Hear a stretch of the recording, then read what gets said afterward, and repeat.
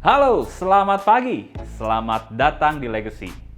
Legacy merupakan sebuah komunitas orang-orang yang berjiwa muda, penuh semangat untuk belajar, bertumbuh di dalam setiap aspek kehidupan. Visi Legacy adalah memimpin 1.000 pemimpin di tahun 2030. Misi Legacy adalah untuk memimpin banyak orang mempunyai hidup yang berkelimpahan. Pada kesempatan hari ini, kita akan sama-sama mendengarkan message yang luar biasa.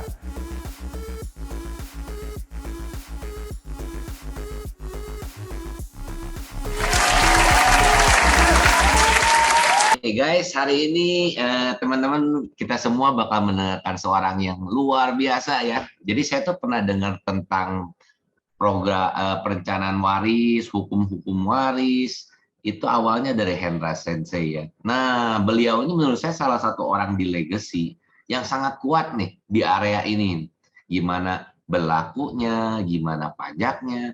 Kenapa sih kita kadang-kadang ngasih waris nggak sesuai yang kita pengen, ada rules yang kita mungkin nggak ketahuin ya. Contoh misalkan saya mau ngasih waris ke anak ini begini rumah, ternyata kok yang saya mau berbentrokan dengan hukum. Serunya lagi di Indonesia ini kita punya dua hukum, hukum negara, yang satu lagi hukum agama. Nah, hal-hal ini mungkin nanti Ko Ernest nih yang bakal bagiin buat teman-teman semua bisa belajar. Agar apa? Agar teman-teman juga punya pemahamannya nih. Supaya teman-teman ketika ngobrol di luar sana bisa berbagi, sharing tentang knowledge dari hukum waris. Nah, tentunya salah satu tools buat kita bisa kasih yang terbaik buat anak dengan skema yang kita tentuin sendiri adalah dari asuransi jiwa. Nggak lama-lama, kita akan sambut speaker kita yang luar biasa, Ko Ernest Gunawan. Gunawan, Halo, pagi, Ko Ernest. Pagi. Thank you nih buat kesempatannya. Gua langsung sharing aja ya. Boleh, Ko Ernest? Oke, sebentar ya. Oke, teman-teman, sekali lagi selamat pagi. Terima kasih udah dikasih kesempatan untuk berbicara di pagi yang baik ini ya. Oke, nah ini disclaimer dulu. Jadi apa yang Ernest omongin itu diliatin ambil baiknya, buang yang jeleknya. Dan kalau misalnya omongan Ernest lebih bertentangan dengan apa yang dikatakan leadernya teman-teman yang benar ya. Jadi ini bukan sesuatu yang harus diperdebatkan gitu ya. Apa yang Ernest bicarakan di sini itu adalah sebenarnya pengalaman yang Ernest dapat selama beberapa tahun terakhir ini, belajar beberapa hal gitu ya. Dan yang ditekankan di sini bukan cuma soal warisan, tapi gimana sih caranya kita mewartakan apa yang kita tahu ke orang-orang yang di luar sana gitu. Nah, terus juga teman-teman, kalau misalnya teman-teman merasa ada yang mau ditanyakan, langsung tanyakan saja gitu ya. Jadi kita di sini sebagai teman-teman, kita nggak ada maksudnya Ernest tuh lebih tinggi dari apa atau enggak. Cuma kita berbagi pengalaman saja. Mungkin ada di luar sana yang lebih jago daripada Ernest, bisa jadi punya hal-hal yang bisa jadi memberikan sumbangan di sini ya. Oke. Siap teman-teman? Halo? Siap. Siap? Oke. Ini kurang lebih ini ya. Sebelumnya mungkin teman-teman ada yang belum kenal sama Ernest ya. Lu gua aja ya paling ya, gua ngomongnya ya. Nanti teman-teman semua ini ya seumuran lah ya. Oke. Ini kurang lebih background-nya Ernest ya. Lahir tahun 75 di Bandung. Anak pertama dari 3 bersaudara. Pendidikan SD Santo Yusuf tahun 81. Terus sudah itu SMP di Santo Aloysius. SMA-nya di Santa Angela. Tapi di Angela 4 tahun, bukan 3 tahun. Karena satu kelas 2-nya nggak naik. Ya, fisikanya dikasih 4, jadinya angka mati. Tapi yaudah, terus sudah itu masuk ke Universitas Katolik Parahyangan, jurusannya Teknik Industri, angkatan 95. Oke. Nah, ini kurang ini ya, keluarganya gua ya. Oke. Nah, latar belakang pekerjaan dulu setahun setelah begitu lulus langsung setahun kerja di ini ya, staff human resource di franchise warnet Pointer.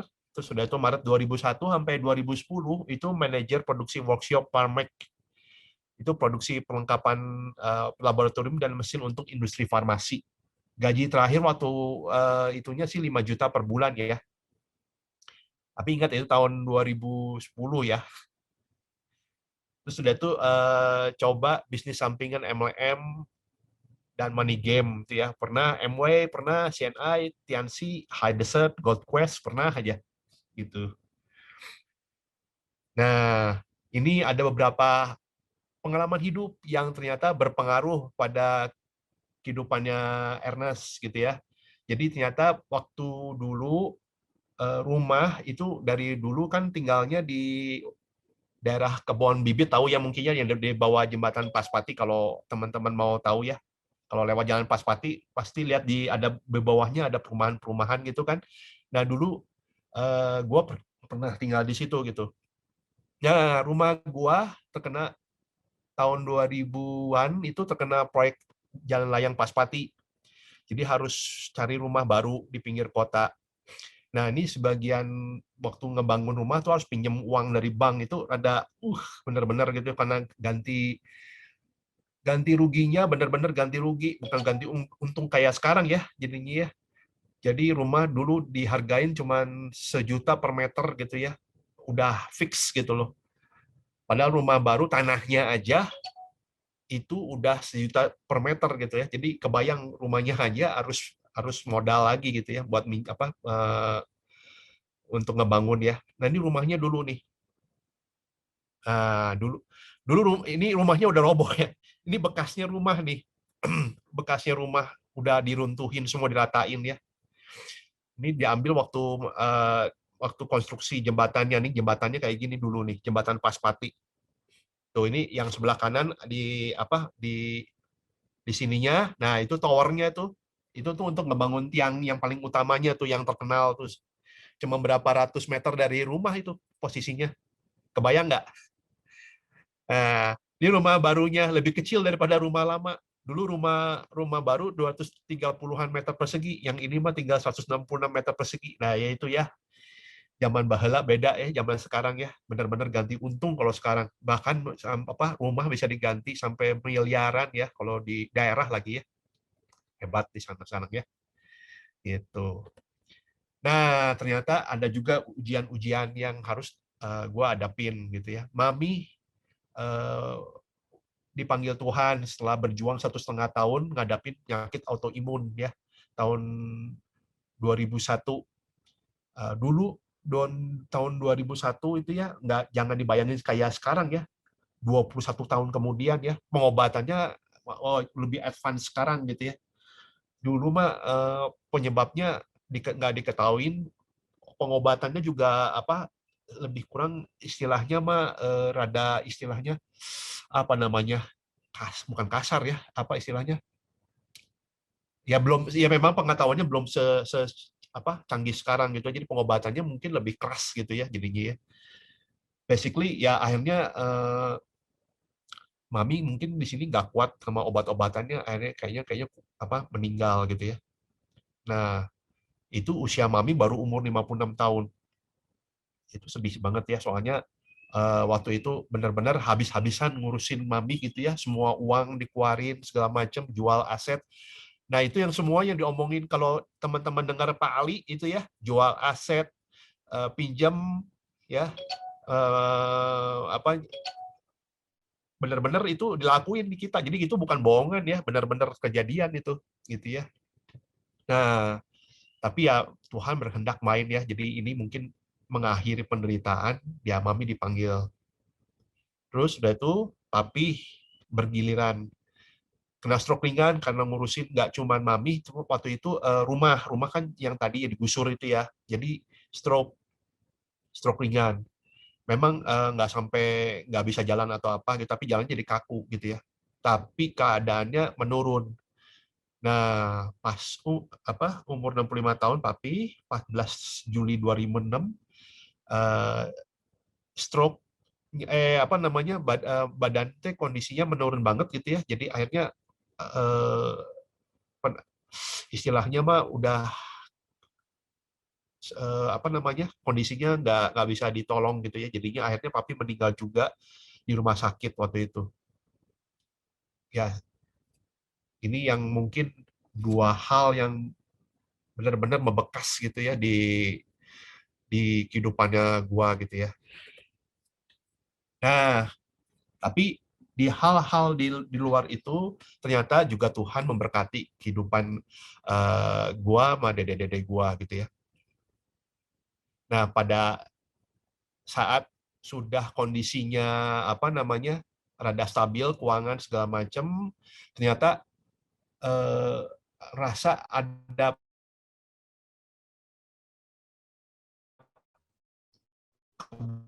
kebutuhan nih akan apa asuransi. Nah, kalau orang lain dikejar-kejar sama agent, halo, bisa kedengeran nggak? Sorry, tadi di sini ada unstable. Halo? Ya, ada kok putus tapi. Oke, sip, thank you. Nah, ini lucu nih di sini. Ternyata rupanya gua punya polis untuk kecelakaan. Pas Agustus tahun 2007, gua jadi nasabah prudensial gitu ya. Terus waktu itu ya tanya sama leader teman-teman, dulu punya kartu rumah sakit yang gambarnya kerang. Produknya namanya Pru HS dulunya ya. Sebelum PPH Plus itu ya, itu Pru HS. Ternyata 7 bulan kemudian setelah buka polis ternyata langsung kecelakaan. Jadi collarbone-nya patah nih jadinya ya. Nah, ini nih, tuh di bahu kiri. Di ini tulang leher nih, di sini nih. Itu pennya yang di atas ya. Itu dikasih perbandingan sama bolpen Parker gitu ya. Itu kalau teman-teman tahu ya, itu pennya aja harganya 600.000.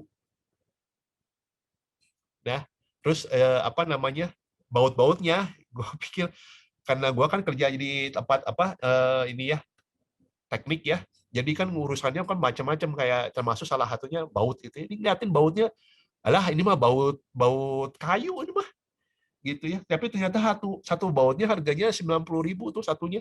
Itu ada berapa coba itu? Ada 6. Jadi totalnya aja udah 1 juta lebih itu ya. Di tahun 2007 loh. Ya. Nah, ternyata harus dilakukan pemasangan PEM karena bahunya itu nggak bisa diperbaikin dengan cara hanya di gips aja gitu ya. Dan ternyata semua biayanya dong di cover sama Prudential, full cover. Wah, itu mah benar-benar waktu itu mah seneng pisan ya masuk rumah sakit itu. Nggak ada sedihnya, nggak ada apanya gitu ya, udah tenang aja udah masuk rumah sakit gitu ya, kayak udah diurusin semua gitu ya. Nah, ini kurang lebih nih gua dulu ya masih di beranda rumah sakit di Santosa waktu itu, mau nunggu lagi ngurusin administrasinya segala macem, ternyata lagi di Brangkar dulu. Nah, ini kurang lebih ini bill-nya nih, bill-billnya ya, itu di atas ya, namanya bener ya jadinya ya, nama gua, terus udah tuh dokternya udah, terus lihat penyaminnya di bawah tuh, maksudnya di kanan atas ya, penyaminnya Prudensial. Siapa yang nggak senang coba masuk rumah sakit dibayarin ya. Nih bill-nya totalnya.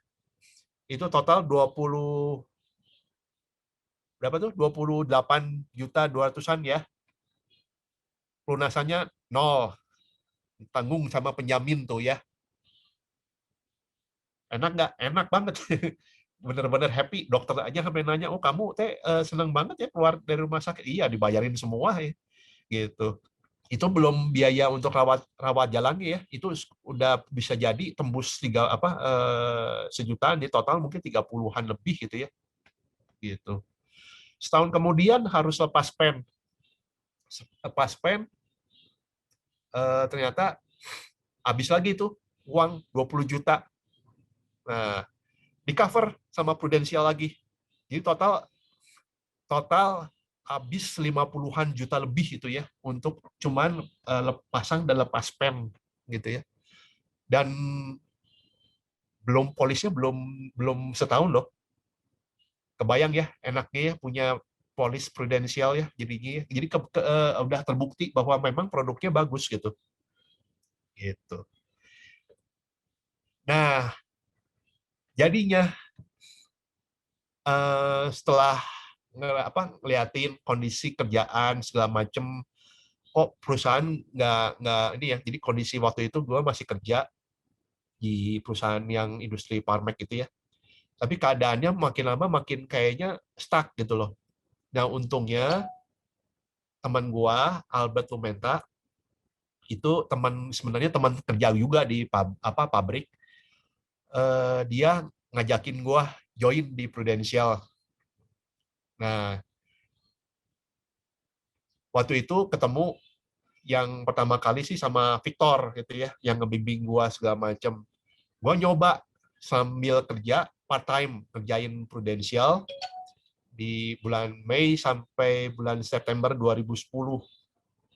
Nah, udah itu mencat diri sendiri jadi full time jadi agent di Prudential jadi mulai Oktober 2010. Jadi gua benar-benar lompat benar-benar ya, bakar jembatan beneran gitu ya.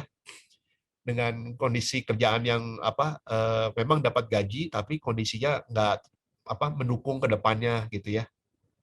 Gitu. Ini leader gua yang sebelah kiri ya, Albert Lumenta. Nah, luar biasanya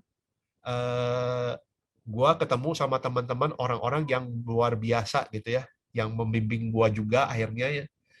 Nah, ini Victor, leadernya AB yang juga bimbing gua juga langsung ya. Nah, ini leadernya Victor, Andre, ya. Terus, nah ini almarhum Bong Agus Cahyadi ya, yang udah meninggal memang. Tapi waktu dulu, waduh itu orang yang benar-benar gua kagumin tuh ya di seluruh asuransi ya. Di luar leader-leader gua, salah satunya Bong Agus karena dia banyak yang berpengaruh ke kehidupan gua. Dan ini Herianto yang waktu itu dulu leader dari seluruh agensi waktu itu ya. Sekarang dia udah jadi leader agensinya Dynamic. Kita sudah misah sendiri ya. Gitu. 14 Juli 2018 nikah dengan pacar saya Francisca Helena. Terus sudah itu punya anak 2 dikaruniai, syukur puji Tuhan, 2 anak nih ya. Oke. Ini Anastasia yang paling gede, Aiden paling kecil. Nah, oke, ini perkenalan saya. Sekarang kita masuk ke ininya ya, ke topiknya. Topiknya adalah kita menceritakan, gue ceritain gimana sih, kenapa sih gue bisa belajar soal warisan segala macem, tapi dari itu juga bagaimana gue ngedevelop medsos gue, jadi supaya orang-orang bisa nggak cuman tahu bahwa gue tuh agent doang gitu, tapi gue juga pelestari harta. Itu cabang yang udah berbeda banget gitu ya. Nah, jadi gini, ini ceritanya dimulai pada saat pandemik ya. Jadi pas Maret 2020, waktu itu resmi ya COVID dimulai sama negara udah ngasih statusnya pandemik. Nah, kan akhirnya disuruh semua waktu itu, ingat ya mungkin teman-teman, kita disuruh istilahnya suruh isolasi semua. Dan artinya kita kan harus kerja dengan cara baru. Nah, mulai membiasakan diri dengan cara belajar Zoom ya.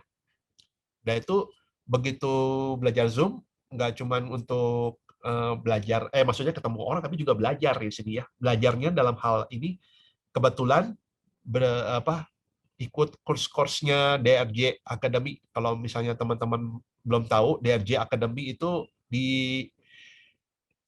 digerakkan oleh Dr. Juan Lee. Dr. Juan Lee itu orang yang ini ya, yang apa namanya, dokter, tapi dia juga ngajarin kita soal ini ya, soal kesehatan, penyakit segala macam ya. Dan itu yang gua banyak belajar dari beliau. Nah, ini bukunya kalau teman-teman belum tahu ya, ini soal penyakit jantung ya, stroke, kanker payudara segala macam. Ini gue banyak belajar dari sini gitu ya. Nah, tapi yang di Zoom itu belajar lebih banyak lagi penyakit segala macam ya.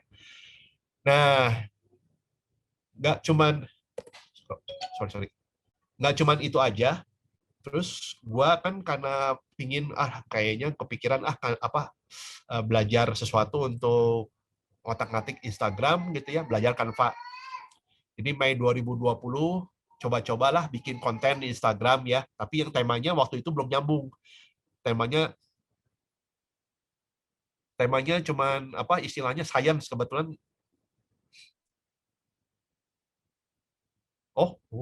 Dokter Diki-nya udah lama ya. Oh, sayang ya. Bukan Dokter Diki ya yang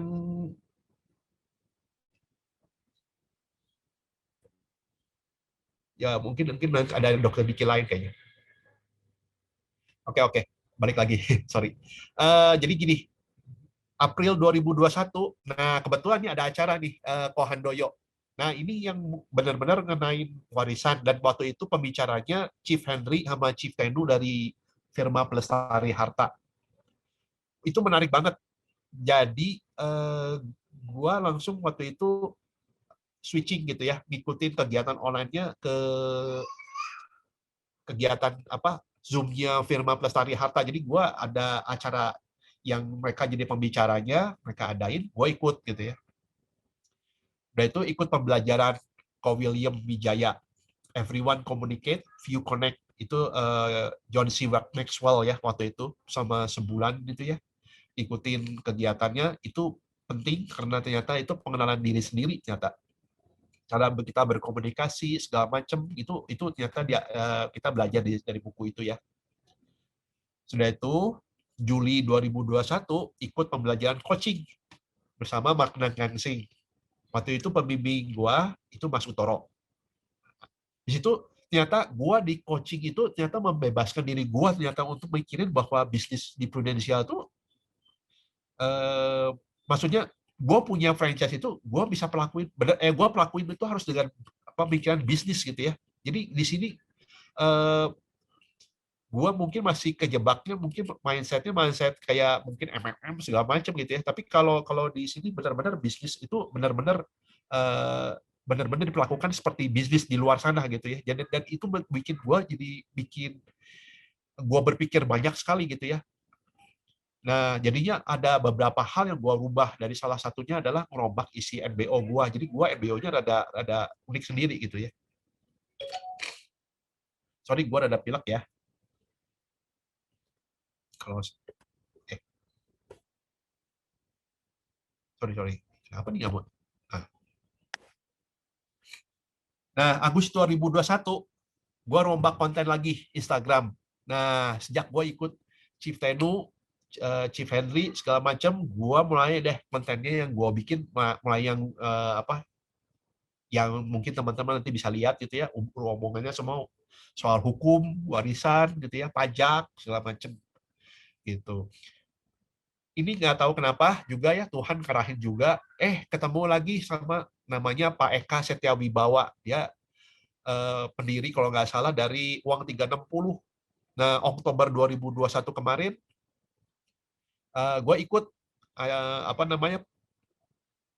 pembuatan video ya untuk pemula dan lanjutan. Dari sini gue belajar CapCut gitu ya. Terus gimana caranya gue bikin maksudnya background segala macam, cara gue ngomong segala macam. Di situ gue belajar di situ ya. Nah, sudah itu gua kepikiran karena tadi kan gua belajar soal bisnis di Magna Gangsing segala macam, gua mulai merasa wah gua perlu bikin logo deh.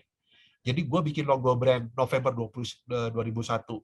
Nah, gua terinspirasi ada satu video Prudential Amerika dari Korea, nanti teman-teman bisa lihat sendiri di YouTube gitu ya.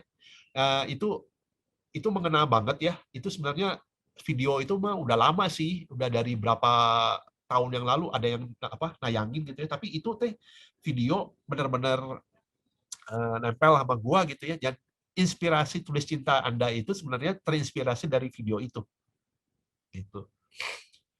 Nah, sudah itu gua terkenal lagi sama William TJ ya dari Instagram segala macam. Ternyata dia tuh konsultan untuk agent asuransi, tapi untuk yang mau ikutnya online gitu ya. Jadi gua memantapkan diri gitu ya bahwa jalan yang diambil sudah benar. Gua mulai banyak konsultasi sama dia dan gua mulai coba buat reel sendiri gitu. Sudah itu gua ikutin workshopnya pas April 2002 dan itu ternyata membuka pikiran benar ya soal bisnis asuransi segala macam, terutama yang online. Dan dari Verde and Friend belajar lagi ini ya copywriting ya, bersama Xiao Andreas. Nah ini gue belajar gimana sih caranya nulis judul, nulisin hal-hal yang bisa istilahnya mah clickbait lah istilah, tapi positif ya gitu ya. Nah kurang lebih gitu perjalanan gue belajar hal-hal yang baru ya di ini ya. Nah sekarang teman-teman kalau ingat bahwa teman-teman kalau belajar di sekolah ya, teman-teman mungkin tahu bahwa kita kalau belajar pasti kita masuk kelas kan ya, anak-anak kita atau kita sendiri mungkin udah ngalamin gitu ya. Tapi tahu nggak teman-teman bahwa itu udah berlangsung dari dulu gitu ya. Ini saya ingat waktu itu belajar, maksudnya sorry, gue nyariin sekolah buat anak-anak dan anak gue yang pertama, dan gue ngerasa bahwa pendidikan tuh kok ini ya nggak terlalu gimana ya, nggak bisa menjawab apa yang gue takutin ke depannya gitu ya, bahwa nanti masa depan itu beda banget sama masa sekarang gitu ya. Dan ini jadi ingat sama meme satu ya yang ternyata jadi berpengaruh sama keputusan gue. Ini kurang lebih gambar dari sekolah kelas di abad 19 di Eropa. Kurang lebih kayak gini, sekolah di abad 19. Ini kelas di Eropa juga mungkin ya, atau di Amerika abad 21. Teman-teman, sok apa yang bikin, kalau lihat dari beda mah pasti kelihatan ya, tapi apa persamaannya? Ada yang bisa jawab? Samaannya ada murid, ada guru kok. Ada murid, ada guru. Oke, benar 100. Ya. Ya. Jadi sorry, pencet wae. Nah, ternyata semua itu ada murid, ada guru, ya. Ada papan tulis, ada meja. Bedanya mungkin kalau dulu abad 19 buku, di abad 21 lihat ya, bawahnya laptop semua gitu ya. Atau makan tab gitu ya. Tapi intinya sama, semua murid datang ke kelas, ada guru yang ngajar gitu ya. Gitu. Ternyata nggak berubah gitu. Dari abad 19 sampai abad 21, minusnya aja yang beda gitu ya. Dan itu yang bikin ada ininya, Nah, ini. Ternyata pada saat ini gitu ya, kita punya kurikulum abad 19 ya, di dalam bangunan dan organisasi abad 20 ya, ngajarin murid-murid abad 21 dengan masa depan yang nggak jelas gitu ya. Itu kata-kata Bruce Wellman gitu ya. Waduh, itu langsung waktu itu yang gua kepikiran, iya ya, ini mirip sama bisnis kita loh. Teman-teman tahu kan, Prudential berdiri tahun 1848. Jadi kalau misalnya kurikulumnya kita ganti products ya, kurikulumnya kita coret ganti products. kita itu ngejual produk abad 19 dengan metode abad 20 ya ke klien abad 21 yang masa depannya juga nggak jelas. Gitu. Nah, artinya apa? Kitanya yang harus berubah, ya. Kita harus berubah ternyata. Nah, tapi berubahnya gimana? Oke. Nah, teman-teman mungkin pernah dengar nggak cerita soal 2 orang pembawa air dari satu desa? Pernah dengar? Ada yang pernah dengar nggak? Atau kalau ada yang nggak dengar, buat ceritain deh. Pernah? Dengar? Belum? Oke. Belum. Ya. Belum. Oke. Jadi gini, ada 2 orang pembawa air. Jadi ada satu desa, kalau air itu dia harus ngambil dari gunung gitu. Nah, harus nanjak segala macam. Nah, 2 orang ini dipilih karena dia paling, ya maksudnya 2 orang yang paling kuat lah, yang paling fit untuk manjat ke gunung segala macam sambil bawa air. Nah, tiap hari ini 2 orang, si A dan B misalnya ya, boleh. Itu mereka tiap pagi datang keluar dari rumah, jalan kaki, naik, manjat gunung, ambil air di atas sana, baru dibawa turun ke bawah. Tiap hari dilakukan terus, si A dan B bawa air, sampai salah satu orang itu, si B, mikir, wah, gua nggak bisa kayak gini terus-terusan bawa air. Lama-lama gue juga capek lah, gue sakit lah, segala macem. Jadi dia mikir, gimana ya caranya supaya gua nggak usah bawa air tiap hari gitu ya. Nah, dia ngomong sama si A-nya bilang, udahlah nggak usah mikir-mikir, kita udah dibayar kok sama orang desa untuk bawa air, kita cukup lah dengan apa yang kita dapat. Tapi si B tetap mikirin gimana caranya ya supaya orang itu bisa bawa air, tapi si B-nya nggak harus capek-capek gitu ya. Nah, dilihat nih, ternyata di sekeliling perjalanan waktu naik gunung itu banyak pohon bambu. Wah, si B mikir, wah kayaknya kalau gua spend waktu nih ya motongin pohon bambu terus gua ngerakitin pipa ke atas, itu mungkin gue bisa ngebantu usaha gue gitu. Jadi mulai si B ini ngurangin waktunya untuk ngambil air, memang jadi pembayarannya rada turun ya, tapi dia habisin waktunya untuk bikin pipa dari bambu itu. Dia tiap hari keluar, setelah kerjaannya beres, dia motongin pohon bambu, terus setelah itu mulai dia nempelin satu-satu ke atas gitu ya. Jadi sambil jalan dia pasangin pipanya sampai ke atas tebing. Nah, sampai pada satu saat si pipanya itu sampai ke sumber airnya yang di atas tebing. Dan si B itu tinggal nyambungin ke sumber airnya, ternyata airnya langsung ngalir ke bawah ke embungnya si desa. Dengan pipa itu sekarang desa itu makin jadi lebih makmur karena airnya sekarang bukan cuma datang dalam bentuk berapa ember, tapi sekarang langsung terus-menerus gitu ya. Nah,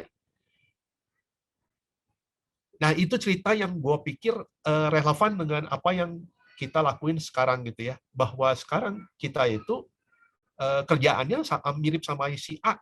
Kita tuh datengin, nelponin orang gitu ya. Kita datengin orang, terus kita presentasiin, udah tuh kita closing, udah tuh kita lakuin lagi hal yang sama lagi ke berikutnya gitu ya. Tapi itu cara yang A.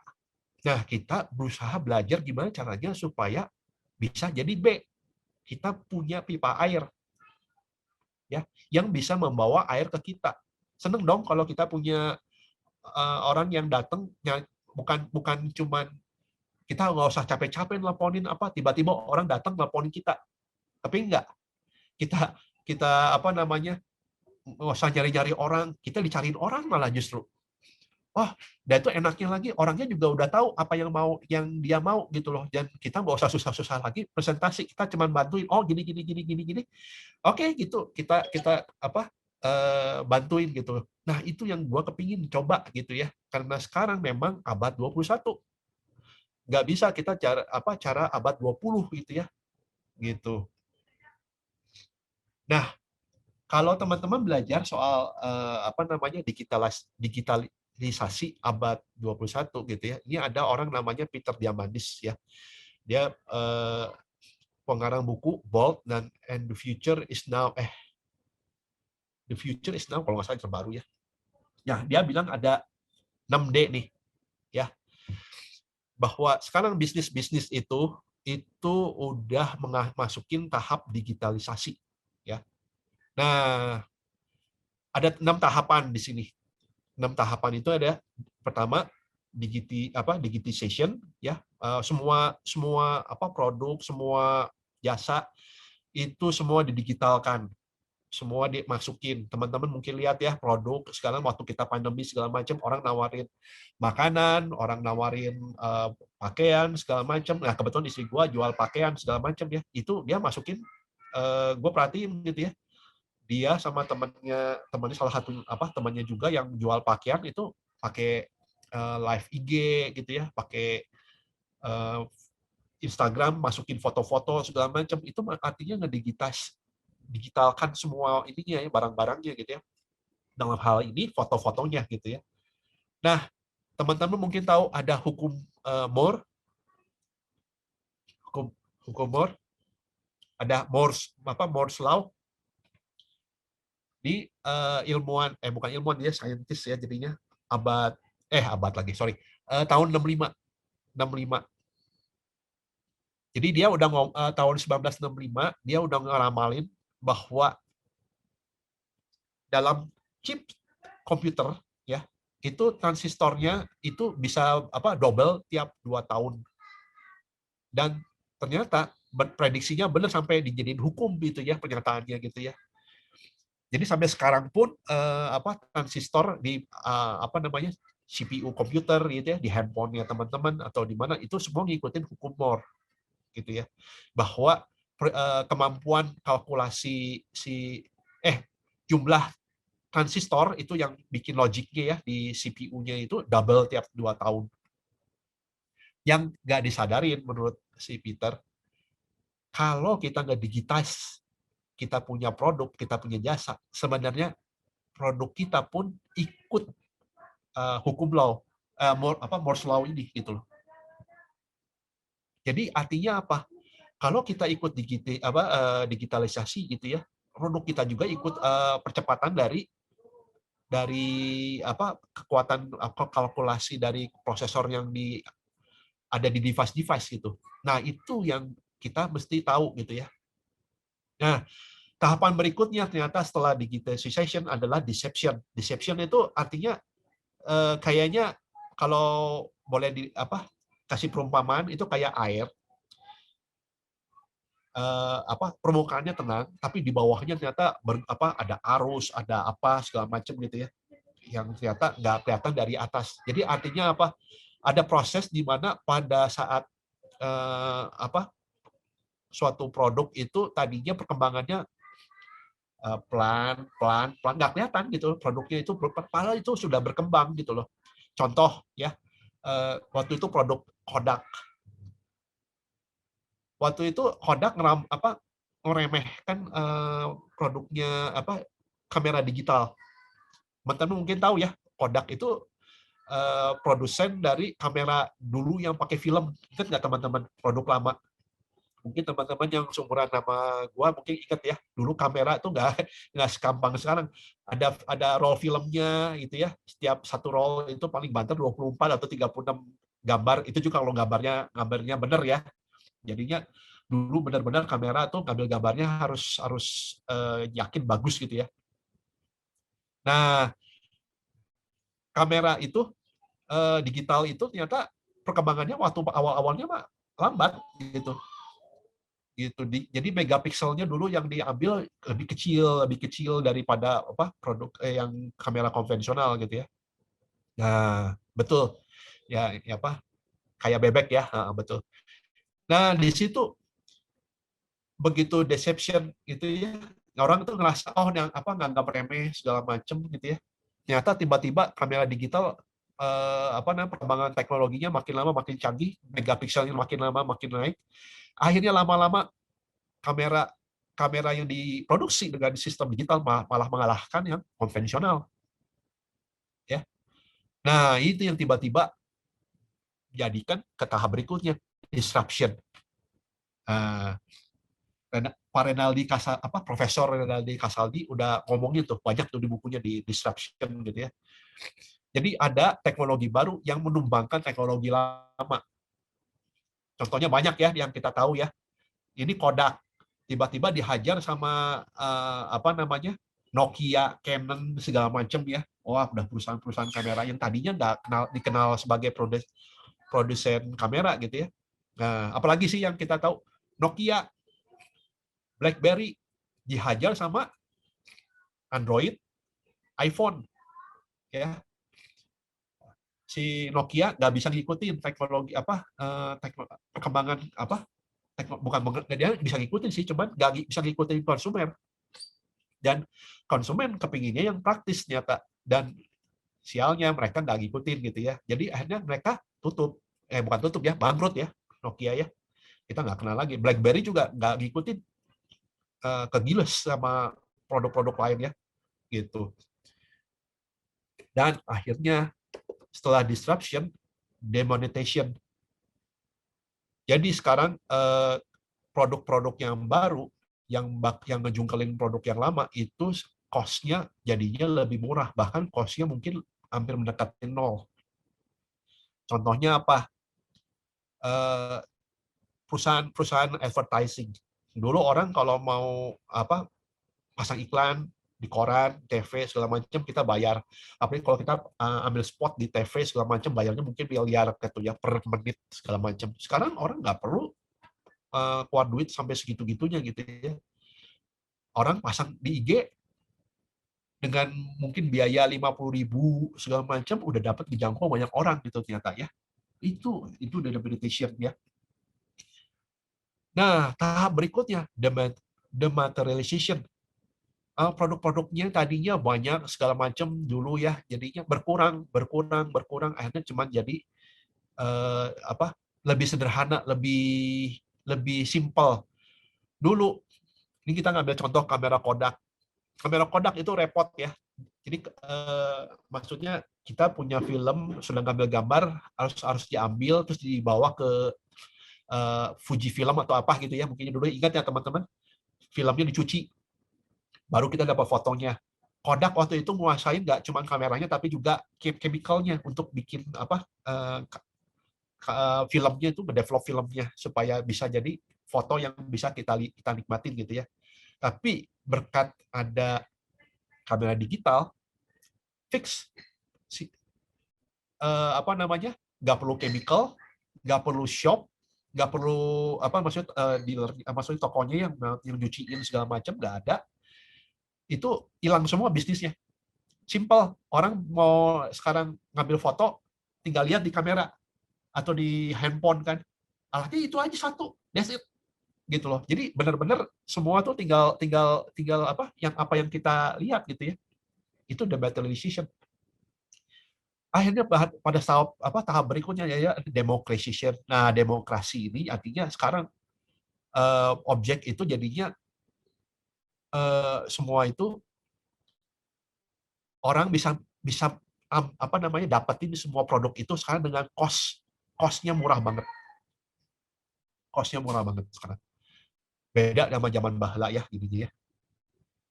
Oke. Bentar. Nah, ini teman-teman mungkin tahu ya. Ini produk apa aja nih? Ada Game Boy, ada kamera digital, ada camcorder, ada center, ya, ada perekam suara, buku, koran, notes, jam, ya. Bahkan iPhone waktu pertama kali ngeluarin dia bilang katanya satu iPhone itu 23 produk itu jadi satu. Dia belum masukin, yang dia nggak masukin nanti mesin cuci, setrika belum ya untungnya. Tapi dia udah bilang katanya satu produk itu bisa ngalahin 23 produk gitu ya. Bisa ada fungsi 23 produk sekaligus gitu ya. Tuh ada apa aja tuh, GPS, ada handy talkie, ada PDA ya, MP3 player gitu ya. Apalagi tuh? Ometeran segala macam, perekam suara, kalkulator segala macam. Nah, itu semua jadi satu produk. Nah, itu democratization ya. Nah, akhirnya kita kenal produknya yang ada sekarang apa? Dia cuma pegang iPhone atau Android, that's it, cuma satu itu aja. Itu semua fungsi produk udah dikuasain gitu. Nah, sekarang kita pikir nih, sekarang berapa sih banyak sih yang menggunakan handphone? Nah, ini ada laporan nih dari Kompas yang ngomong bahwa tahun Juli 2021 jumlah pengguna ponsel dunia itu 5,3 miliar orang. Ya, 5,3 miliar orang dari total populasi penduduk bumi ya 7,9 miliar orang. Dan itu yang di dalam gambar itu adalah prediksi pengguna smartphone di Indonesia dari tahun 2017 sampai tahun 2020 dengan forecast sampai tahun 2026. Ya, itu yang terakhir itu tahun 2026 itu 238,79 juta. Naik terus, lihat ya dari grafiknya. Artinya apa? Smartphone itu barang yang udah kebutuhan sehari-hari, dan orang apalagi dengan pandemik itu ini ya merasa bahwa kebutuhannya makin banyak gitu ya, sekolah apa segala macam ya ternyata. Jadi nah ini forecast ini tahun 2020 ya, jadi belum ngeliatin yang pandemik ya ternyata. Dan ini ternyata hitungan yang didapat dari ini ya. Jadi pada Februari tahun 2022 Indonesia itu total populasinya adalah 277,7 juta ya. Pemilik handphonenya aja 370,1, udah lebih dari forecast gitu. Ya.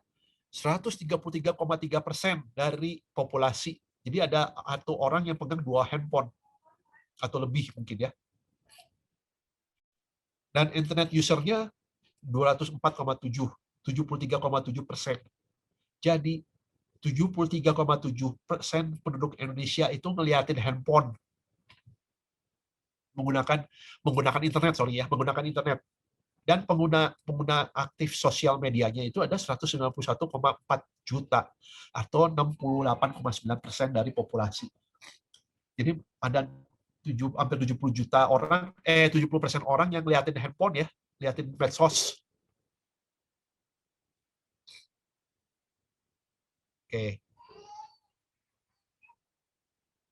Nah, ini the most used social media. Sekarang kita ngomong sosial media. Gua ngambil data tahun 2020 Januari. Yang paling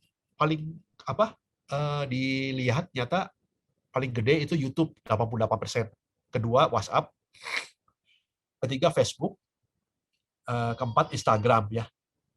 Terus udah itu Twitter, Line, FB Messenger, LinkedIn, Pinterest, WeChat, Snapchat, Skype, TikTok, ya, Tumblr, Reddit, sama Sina Weibo. Tapi lihat ya berikutnya.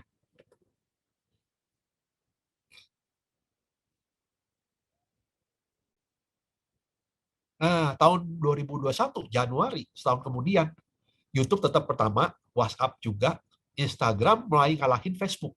Oke, ya. Twitter masih posisi sama, Facebook Messenger oke. Nah, Line mulai naik. Line turun, Line turun. LinkedIn, terus sudah tuh TikTok. Nah, TikTok naik ya. Terus ada Pinterest, Telegram, terus sudah itu WeChat, Snapchat, Skype, Tumblr, sama Reddit. Februari tahun 2022. Nah, ini YouTube masih ada mestinya ya, ada. Soalnya gua nggak lihat di sini, tapi YouTube, WhatsApp, Instagram masih posisinya sama. Facebook ya. TikTok liatin teman-teman, posisinya naik lagi. Dari TikTok berapa itu? 38,7. TikTok naik ke 63, kebayang nggak? Dan naiknya orang-orang Indonesia senang bener ya ngeliatin TikTok, kebayang. Sampai naik gitu ya.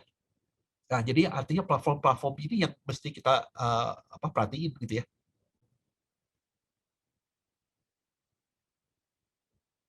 Oh ya teman-teman, sebelum ada lanjutin, ada yang mau tanya dulu nggak soal tadi bahan-bahan?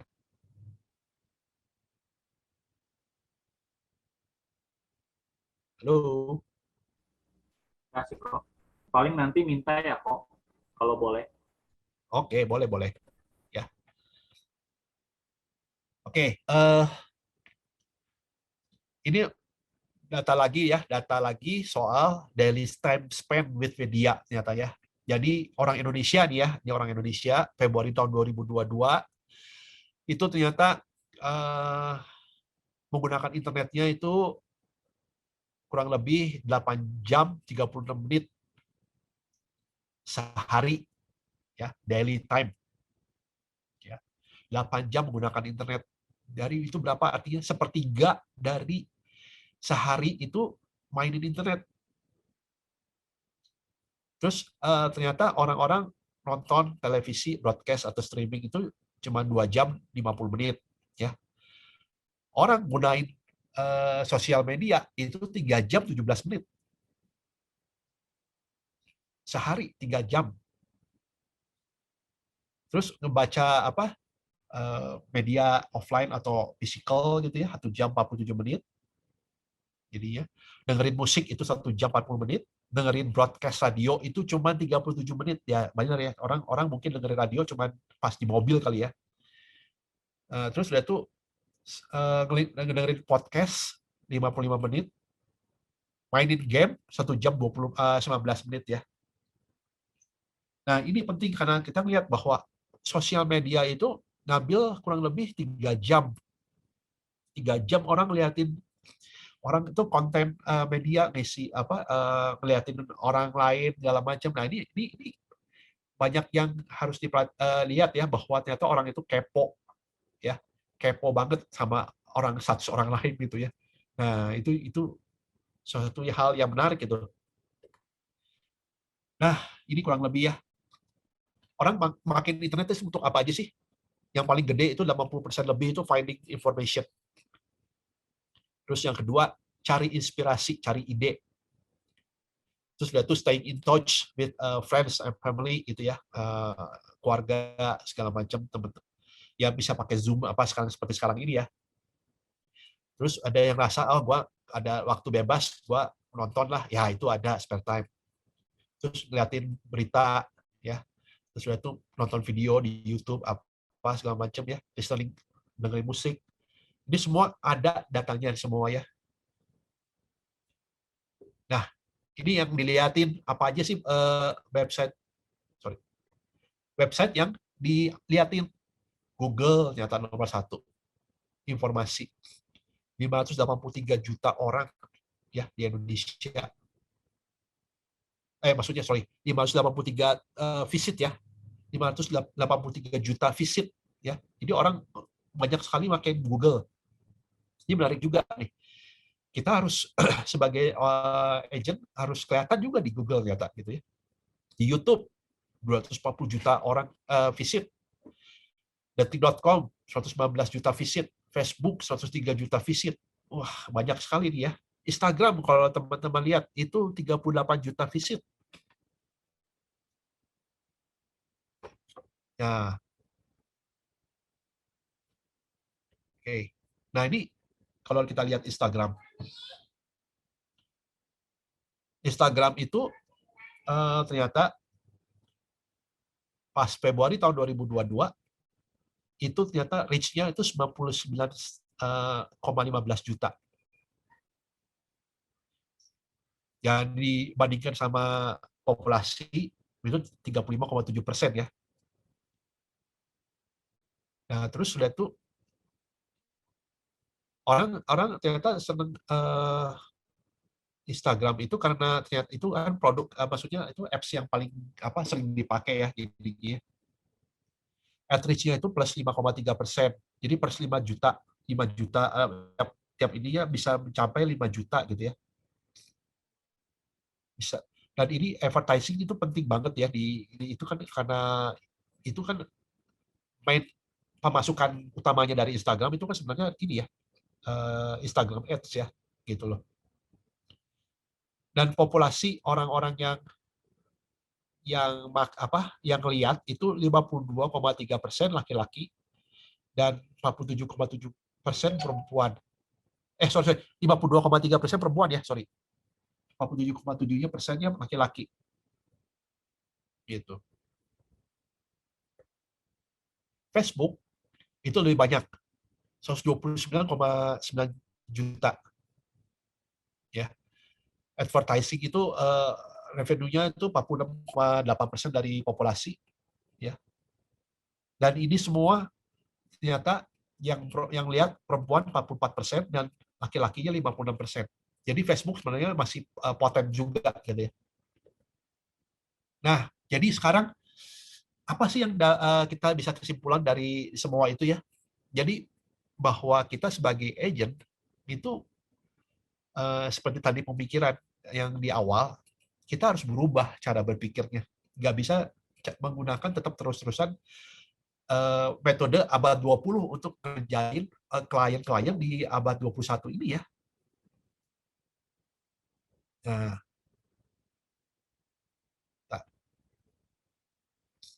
jadi kita sebagai agent gimana?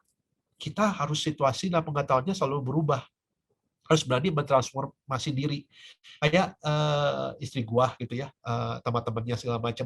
Dia berani makin bayar ya, bayar untuk expertise untuk IG live segala macam. Jadi dia ngebeliin set-set segala kayak lampu, terus udah tuh background segala macam. Ini dia bayar gitu supaya dia bisa transformasi dari yang tadinya fisik yang jualan di toko segala macam, dia bisa nawarin di digital menggunakan IG live gitu.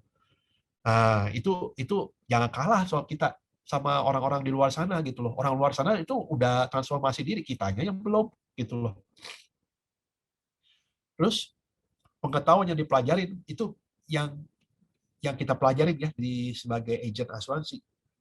Gua jaminin ya, itu nggak berguna bukan hanya di pekerjaan saja, tapi juga di kehidupan kita sehari-hari. Gua belajar first aid. Gimana sih cara ngasih pernafasan buatan, betul ya? Gimana mengenalin orang yang membutuhkan bantuan pernafasan buatan segala macam gitu ya. Itu simple, bukan cuma karena hanya di pekerjaan aja gua harus tahu gitu ya, tapi juga kalau di kehidupan kita sehari-hari gitu ya. Gua belajar gimana Heimlich manuver gitu ya, cara gimana supaya nanganin orang yang kecekek ya, kecekek makanan segala macam, gimana supaya makanannya keluar gitu ya dari itu belajar di situ juga. Ternyata bisa jadi mungkin di kehidupan kita ada orang yang butuh loh skill kita. Jadi jangan takut belajar hal-hal baru gitu ya. Sudah itu kita harus mengenal diri sendiri. Mengenal diri sendiri itu menentukan apa yang ingin dicapai dalam bisnis. Karena kita bakal tahu apa yang ingin kita capai gitu ya. Dan itu akan berpengaruh dengan cara kita melakukan atau menjalankan bisnis. Nah, gitu ya. Terus gunakan platform media sosial. Nah, ini penting. Platform sosial media ini itu bisa kita gunakan gratis ya sebenarnya kalau dipikir-pikir. Tapi kalau lebih mau bayar, kita bisa capai lebih hal yang lebih gede lagi gitu ya. Nah, ini untuk mempertahankan link 1 dan link 2. Kenapa? Tadi seperti yang gua bilang di awal, semua orang Indonesia tuh kepo ya. Jadi kalau kita sering aktif di medsos dan masukin konten-konten isinya dengan hubungan sama nggak cuma kerjaan tapi kehidupan sehari-hari segala macam, mereka lihat hidupnya dia kayak gitu ya, gitu ya, orangnya berubah ya. Ini satu contoh yang lucu nih. Gua nelponin satu teman gua yang gua liatin likein gua punya reel gua gitu ya, karena gua pikir itu teman kelas gua. Terus gua pikir gua mau ngajak ke bisnis gua telepon gitu loh. Dia akhirnya nyambut segala macam gitu ya. Terus gua ajakin, mau nggak ini gua kan lu tahu kan gua di Prudential kan, dia pasti tahu lah. Tapi gue mau ngajakin lu sebagai teman untuk jalanin untuk tahu soal bisnis di Prudential. Dia bilang sih nggak tertarik. Terus kenapa lu ngelakin gue punya reel gitu? Gue tertarik sama reel lu, gue kasih like karena gue lihat lu berubah banget. Hah? Kok gitu? Iya. Teman gue bilang, lu dulu yang gue kenal waktu ini teman SMA ya, lu yang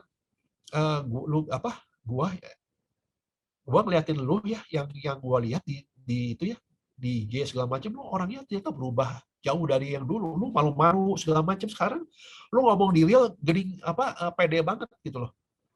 Itu gua bilang itu orang dari pengalaman dia sebagai MC gitu ya, dia bilang lu ngomong di depan video itu bukan hal yang gampang loh ternyata. Gua baru tahu gua malah gua ngerasa bahwa ngomong di depan banyak orang justru yang susah, bukan di depan kamera gitu. Tapi dia bilang ngomong di depan kamera malah lebih susah, orang MC loh.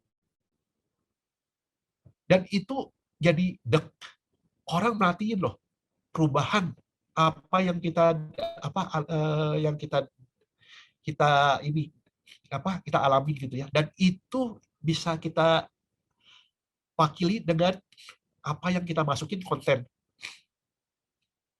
Itu media sosial tuh penting banget sekarang ya, gitu. Dan ini poin terakhir, asuransi bukan saja suatu instrumen keuangan semata, tapi juga salah satu strategi untuk mendampingi keluarga klien dalam membereskan masalah likuiditas yang pasti muncul. Ya. Sekarang yang kita tahu ancaman kehidupan kesehatan keuangan bukan lagi hanya dari penyakit dan resiko kehidupan, tapi juga dari peraturan negara. Nah, teman-teman harus belajar dari situ semua karena belajar insurance itu luas banget gitu ya. Dan kalau kita mau dapetin yang baik gitu ya buat teman-teman gitu ya, produksi segala macam, kita artinya harus belajar lebih daripada orang lain, lebih beda daripada orang lain, karena itu yang akan diperhatikan oleh orang-orang di luar sana gitu ya, merhatiin kita punya sosial media segala macam. Ini orang beda banget. Ini orang punya pengetahuannya hebat banget gitu ya. Jadi mereka pada saat mereka menjadi nasabah teman-teman segala macam, mereka yakin, oh ini orang, gue tahu, gue udah baca, gue sesuai dengan kebutuhan gue gitu, dan gue mau sama dia. Ini penting ya teman-teman.